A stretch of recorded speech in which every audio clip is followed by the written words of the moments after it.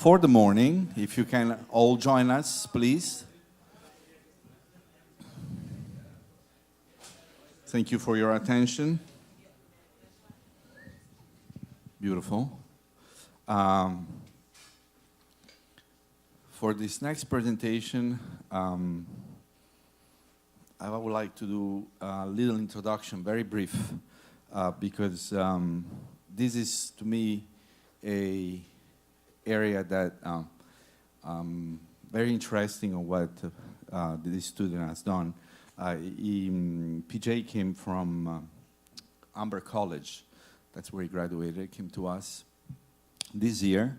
We didn't know him before, and I feel like the moment he has stepped in the Global Jazz Institute in Berkeley, he really had brought so much of beautiful, and in a way, as you will see, different ideas, very interesting ideas.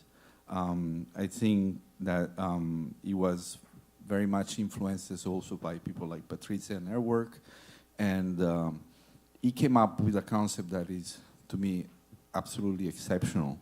PJ, as we all call him, is from Sweden, and he's an amazing trombone player, by the way. But one of these ideas he has is about music therapy, which is something he was already thinking about it before. And he had to find a very creative way of putting together. I would like to recognize his advisor, Alan Chase. Please clap again for Alan Chase. And he also has Mrs. Anna Goodwin to be in the panel from the MFA. We would like to welcome you as well. PJ Arvid Andersson. Hey, thank you, everybody. How you doing? Last one for the set. We'll have a little break after this, so keep the energy up. I have exciting stuff to tell you. Thank you all for being here, as I said. I want to especially thank you to my parents who are here from Sweden. It's very special that you all made the trip to come. So as you all can see, my project is called An Exploration in Performance Therapy. And I'll just summarize the project real quick for you here. So 3 main components. Did 4 tours at the Museum of Fine Arts and it was an amazing experience. I'll show you more later.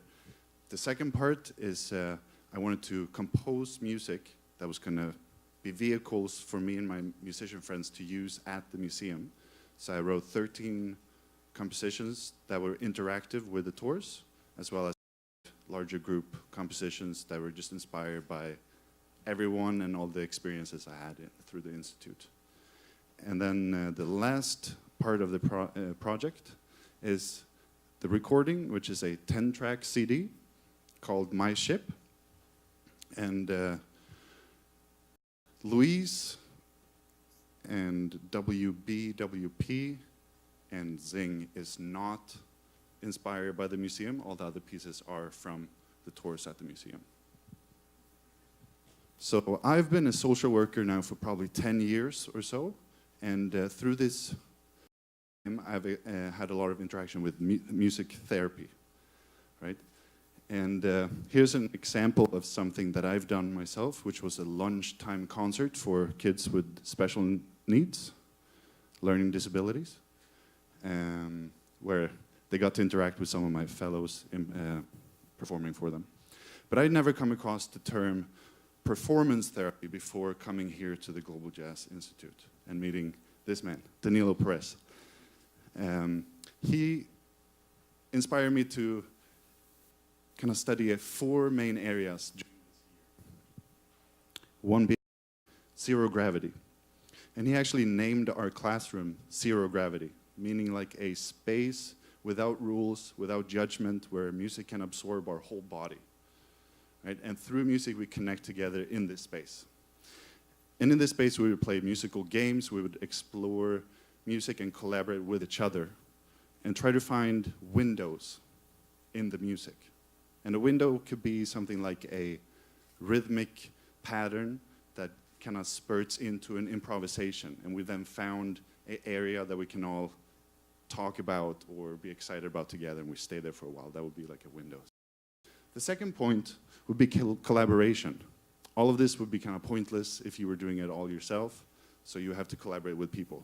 So he brought 20 of us together from probably over 10 different cultures that we had to collaborate with together within this zero gravity.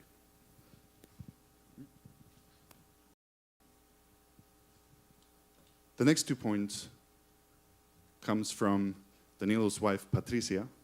And I think all of this really happened to me in the first week of being here, doing orientation, because it was so many clinics by different people. We had a music therapy symposium and all the classes. So Patricia talked about the culture that we were collaborating with. So this is not just me learning all of you guys' culture, but also digging deeper in my own culture and re-experiencing what brought me to love music.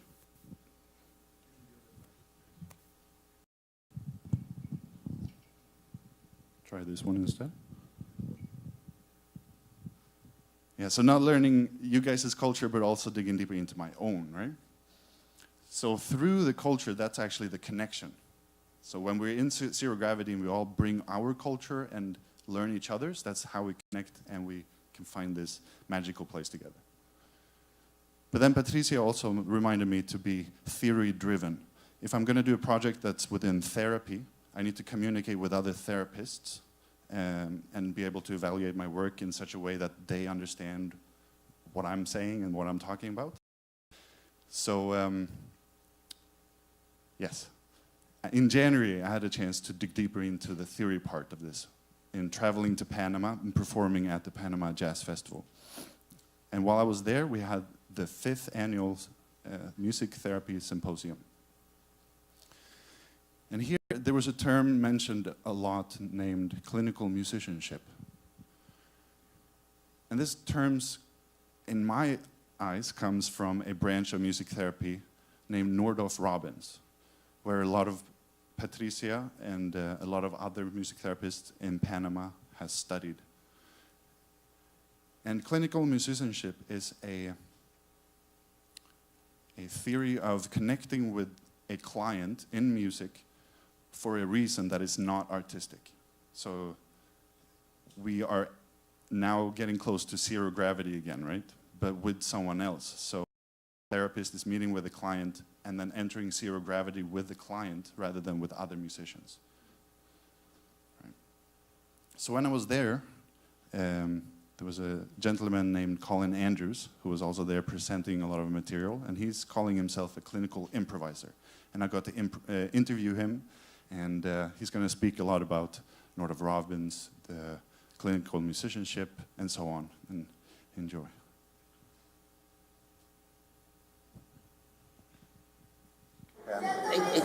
It's what is music therapy? Why are clients there? And music therapy is changing at one because somebody had to have a mental illness or a disability.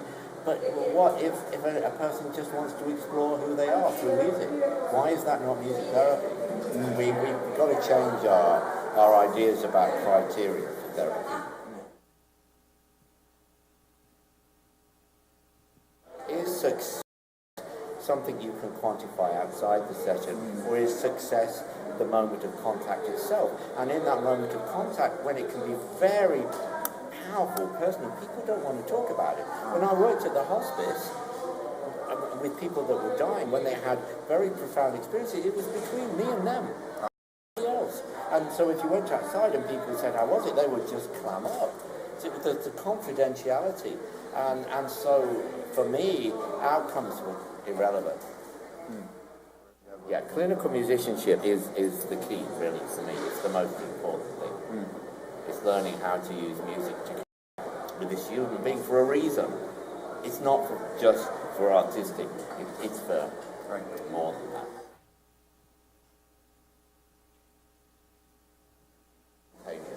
So there's a balance between composing and improvising.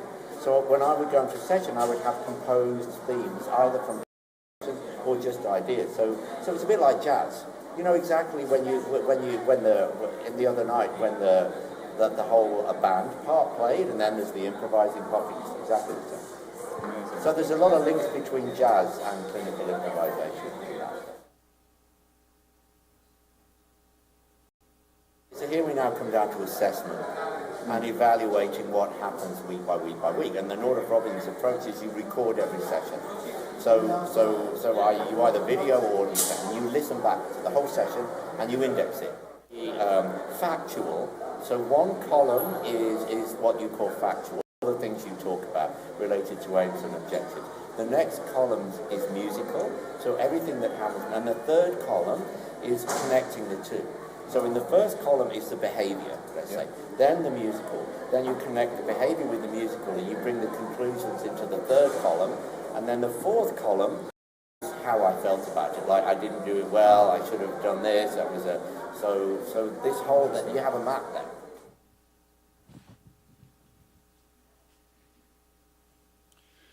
So he talks about jazz and clinical musicianship and some of the similarities in between the two, and I thought that was really interesting. That means that I have to do less work because I've already studied jazz, so I'm halfway there, right? So he talks about the balance in between improvisation and composition. So that's something I want to reflect in my compositions. Improvisation and composition, bring the two elements together. And then connecting through music, communicating and connecting through music, the zero gravity element again.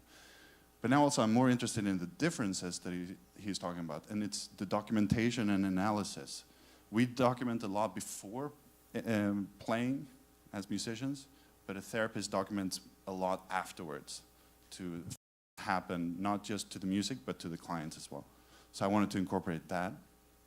And then also how they interact with the audience, like the client or the audience, whatever setting you're in, right? So not just interacting with musicians, but also making the music interact with the space you're in and the client. So through a wonderful friend, I got contact with Hannah Goodwin at the museum, who works at the accessibility department of the museum, and they organize tours for different individuals with disabilities. And I thought it would be a good idea to add my project to an existing therapy identity so that I could more easily analyze my contribution.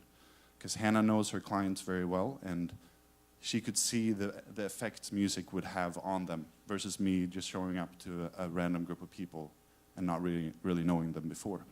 So here's a video of my experience at the MFA.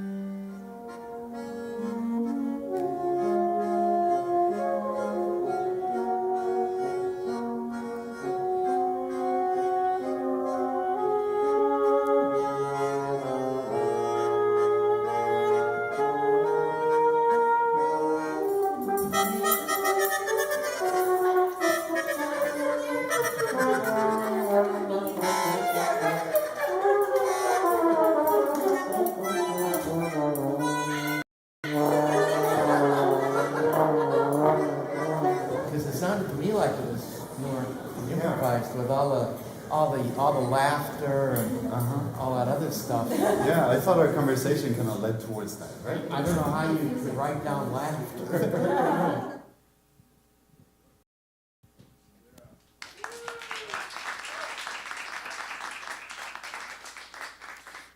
Thank you very much. As you can see, it's been a lot of really amazing connections done and a lot of interactions and relationships built. And all the musicians have expressed gratitude to being part of the project. They've all loved the experience from a learning perspective as well as performance. And all clients and tour guides have been overwhelmed with the experience. So it's been a pleasure to do this for the last year. Here's an example of 3 pieces that made it into the CD. One of the songs you heard in the video is for the first clock here in the Tiffany's Hall. And then we have 2 other clocks that made it into the CD. And I want to show you a process of how I did this. So take the lighthouse alarm clock for an example. In this video you can see a diverse amount. Crowd is for a group of memory loss patients, but they have their families with, so there's kids playing around, and it's quite a nice experience to play for. But I want you to pay attention to the melodica. Chase Morin, in this instant, was supposed to play a melody, but he improvised a solo instead, and I thought it was a great moment that I transcribed it and turned it into a solo section in the CD. So here I'll play the video first.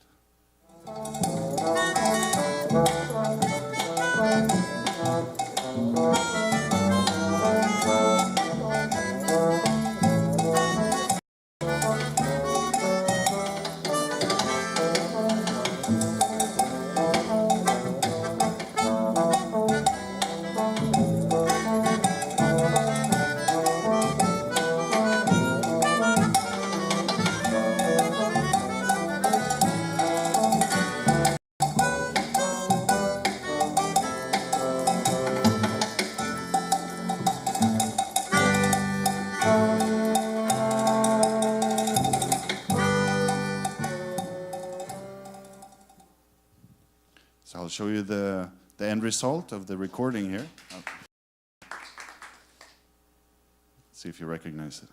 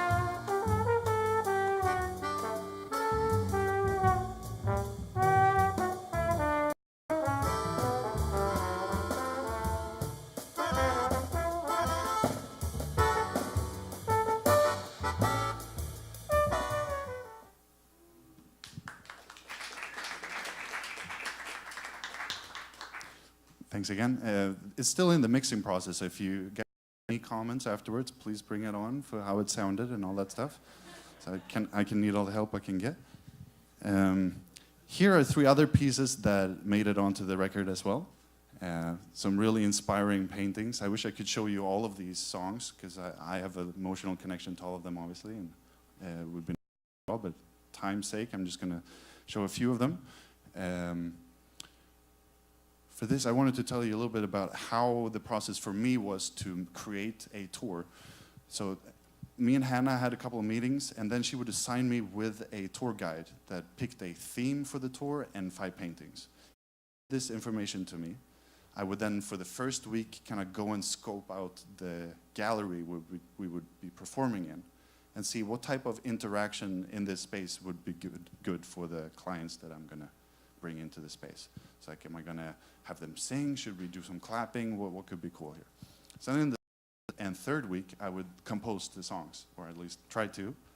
And then in a week before the tour happening, Hannah needed to know what musicians is going to be there. And this is the most stressful part, right? Because I need to find someone who can go there for free with me and donate their time to this project and lock them down a week in advance. It's trickier than it sounds.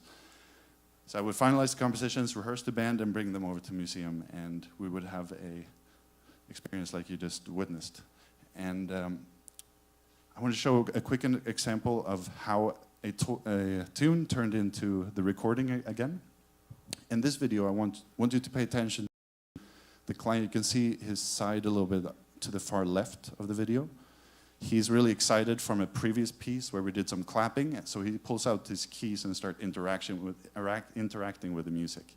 Even though this is supposed to be a really calm piece where we're supposed to be like meditative and all relaxing and all this stuff, he wants to play with his keys. But see, so I thought it was really cool and turned it into something on the recording. Here, take a listen.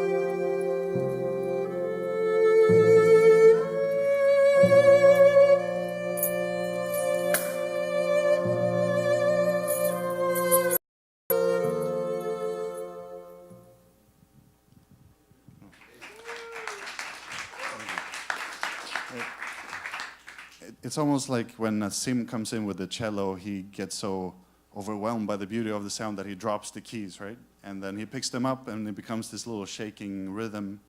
And I don't know, I thought that was so far away from what I wanted the song to be that I just had to do it in the CD. So this is how it turned out.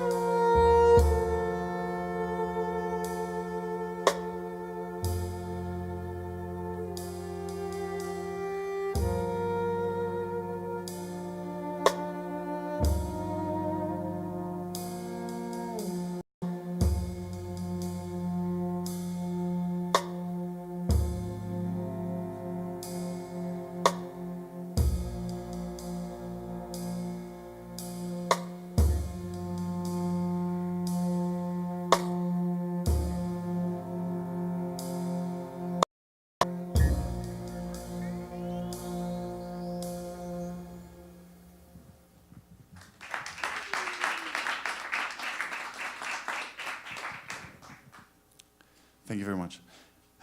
Sorry if I'm taking up too much time here, but that's just it.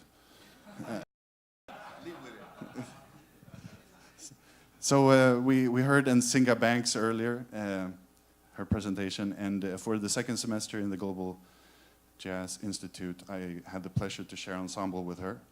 And we have dealt with a lot of problems together and had a lot of triumphs together.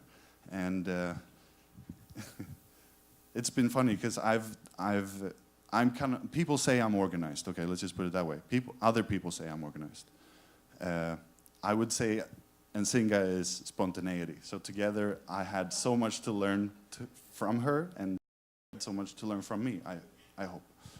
So when I realized that she was such a poet, that she is, I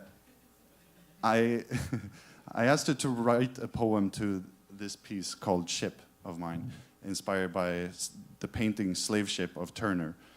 The slave ship painting is actually inspired by a poem, but I didn't want to use the same poem for my song, so here's when Singer comes in, and she wrote this poem, and she's reading the poem over the track, and I want to conclude with just playing you this piece.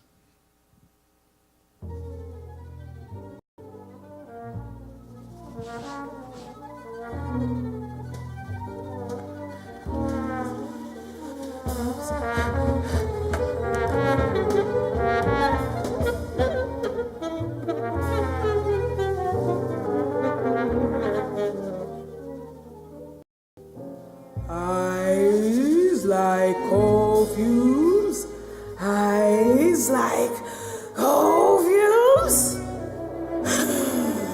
I remember when new people's sounds made my heart race and optimistically wonder. Eyes like coal fumes, eyes like coal fumes. I remember when we couldn't put a measure on our space and the levels of beauty were infinite. Eyes like coal fumes, eyes like coal fumes.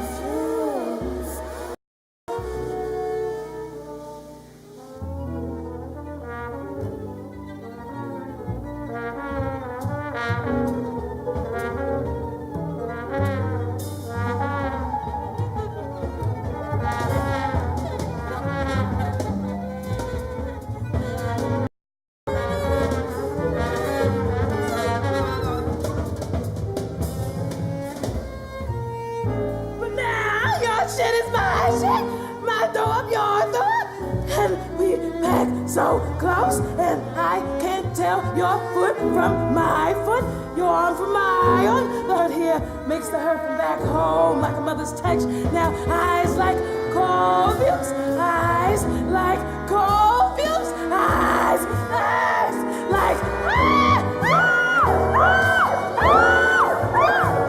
eyes like coal fumes.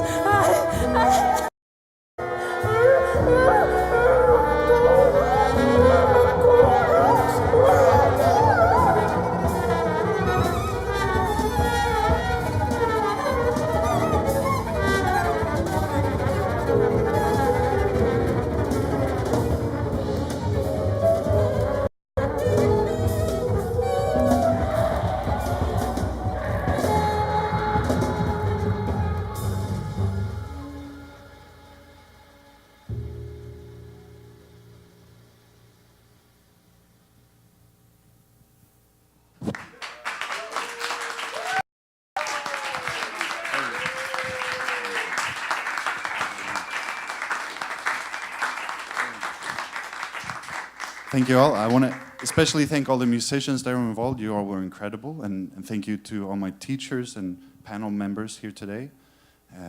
Thank you all so much for coming. Okay, PJ, congratulations. One more for PJ, please. Would like to have a first word. Any questions? Yes.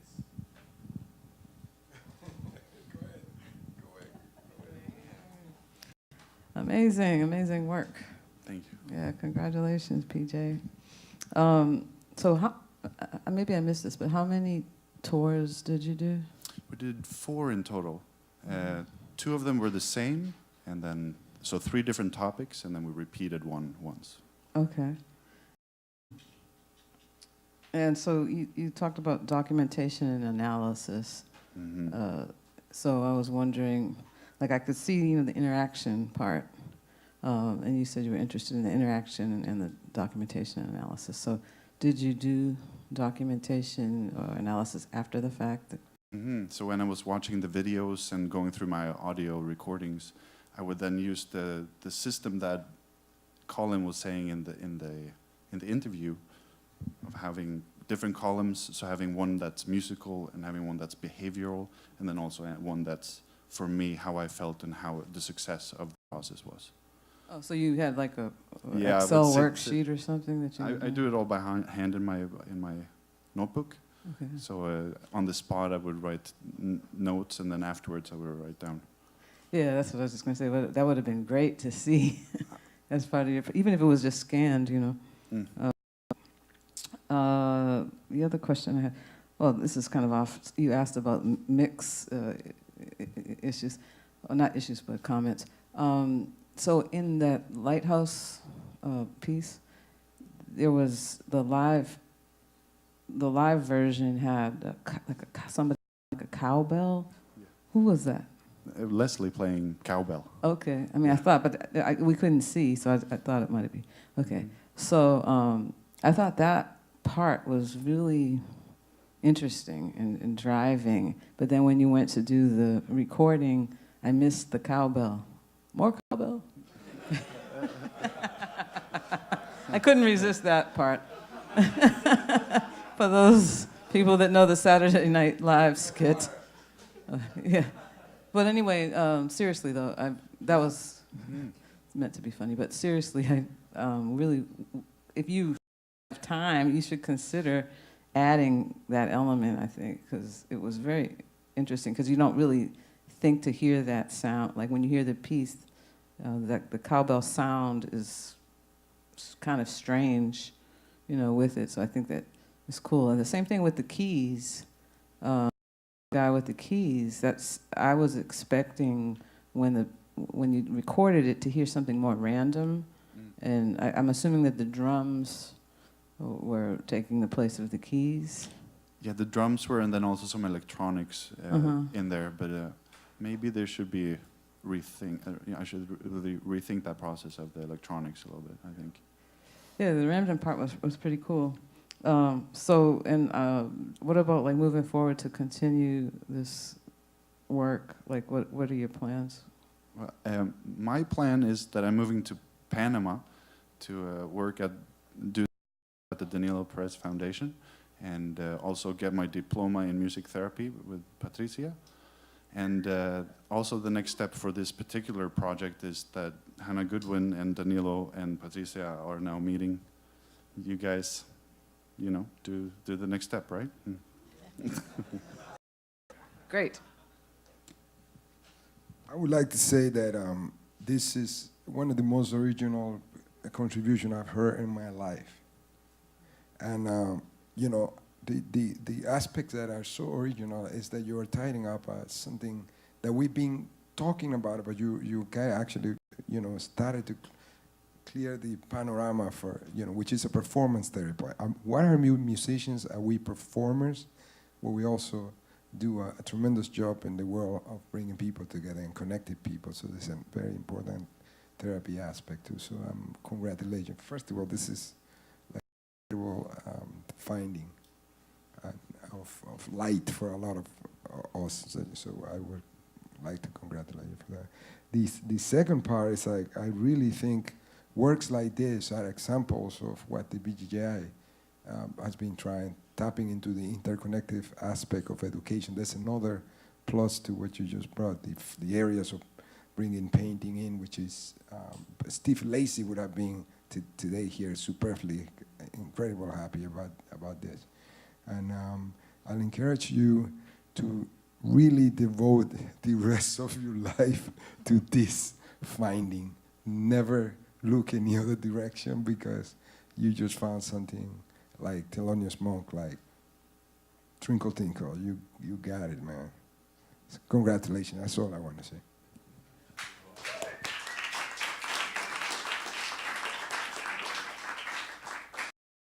I think it would be interesting to hear from Anna, from your point of view, how this whole experience worked out at the MFA.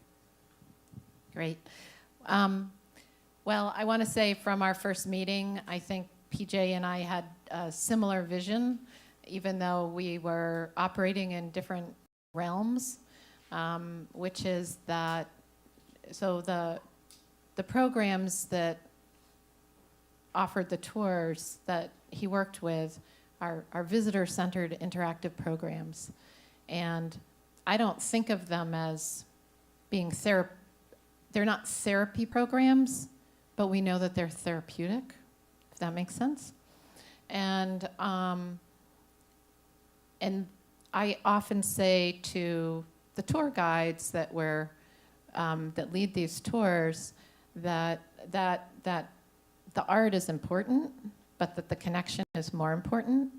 And I think for PJ, with his background and a vision, he just really, there was a nice synergy and energy.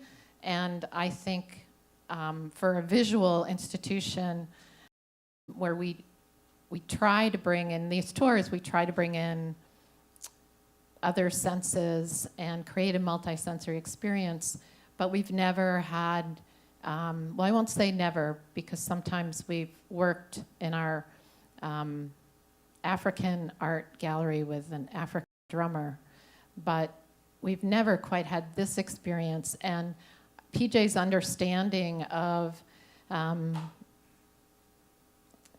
where kind of the spectrum of cognitive disability might be, and the importance of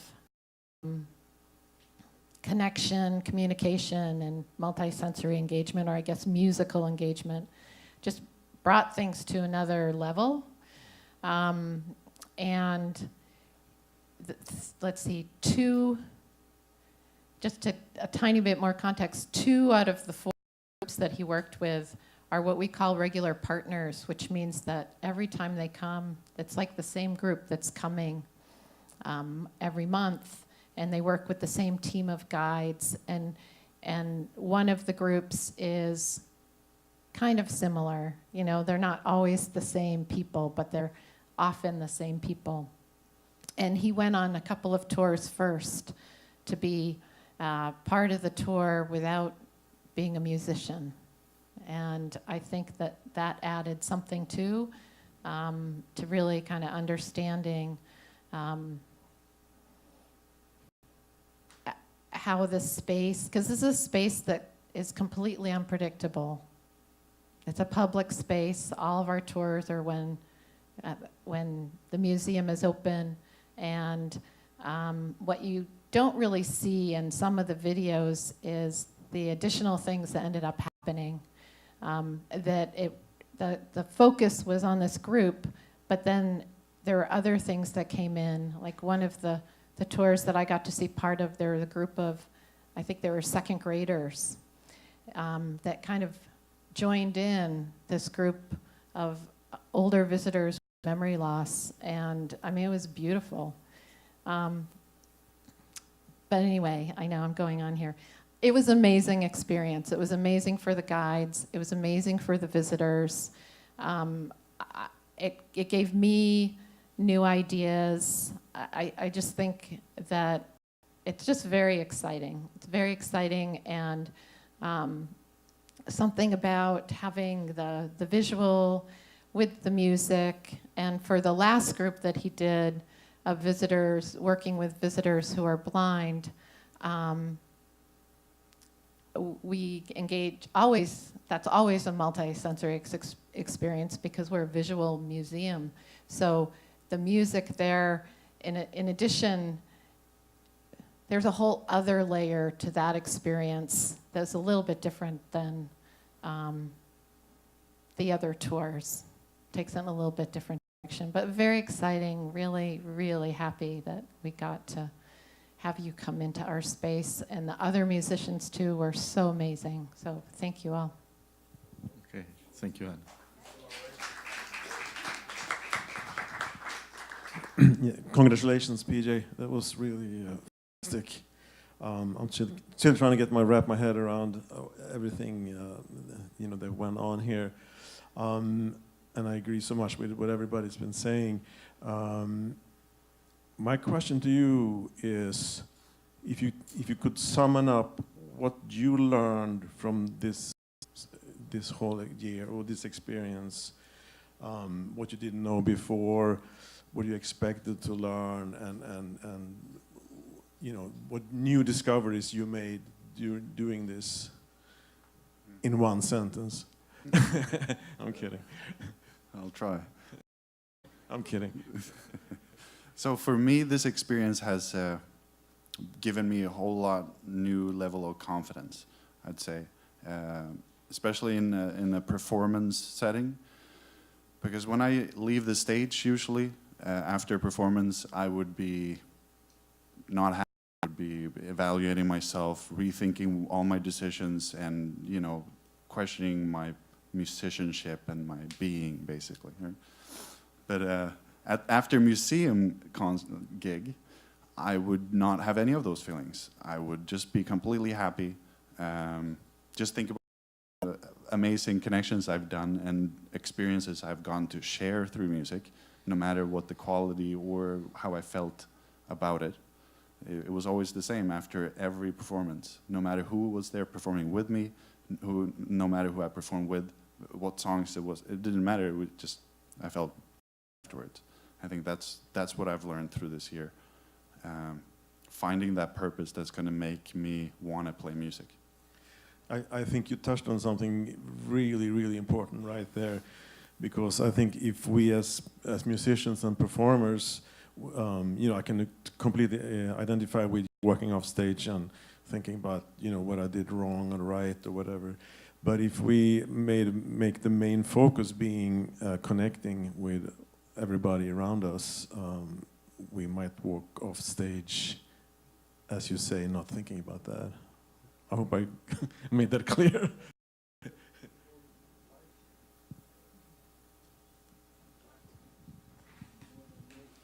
Wow, I'm very impressed and very happy that you took this subject. I had no idea that you were going to do it, and I'm very happy that you're coming to Panama.